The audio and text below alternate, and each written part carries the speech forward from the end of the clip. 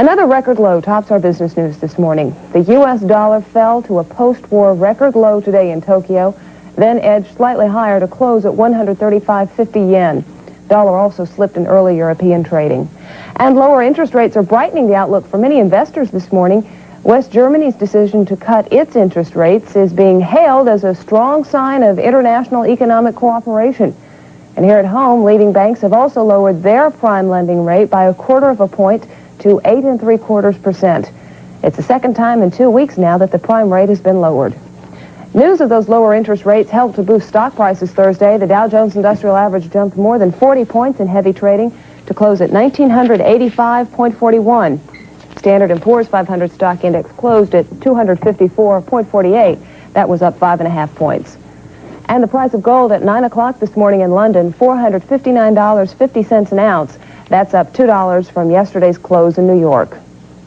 Those lowered interest rates at home and abroad are being hailed as the right move at the right time, and just the evidence that at last there is some international economic cooperation, and that is encouraging. Here's our business reporter, Barron's editor, Alan Abelson. Good morning. Good morning, Deborah. Do you see this as a reaction to what's been going on in the stock market? Oh, sure. You know, one philosopher once said that actions speak louder than words, and no matter what the official line has been, that the economy is sound and everything's swell, there's no question everybody's just scared stiff all over the world about what happened in the stock markets. What if this doesn't work? Economics 101 says you pump a lot of money in, prices go up.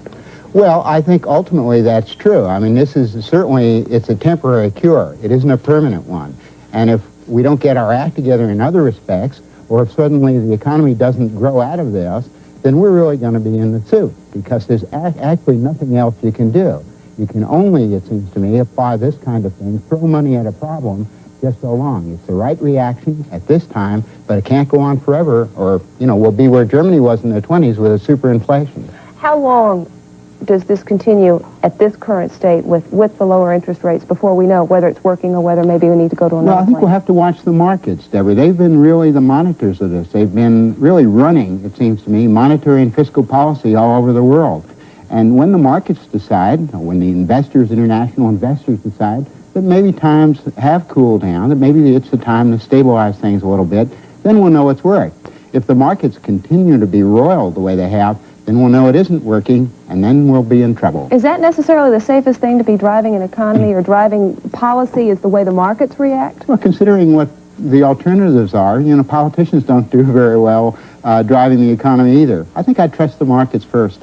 Lower dollar could mean that there'll be less incentive for foreigners to invest their money here in this country. Yeah, there's no question. If this dollar continues to fall at a precipitous rate, then I think you're going to have some trouble funding the budget deficit. Foreigners will not buy our securities unless they're assured at least of a reasonable, stable dollar. But for now, you see this as a move in the right direction? Yeah, I think it's the only thing you can do. You know, you throw water on a fire, and that's what they did. All right, Alan. Have a good weekend. Okay. Talk to you next week.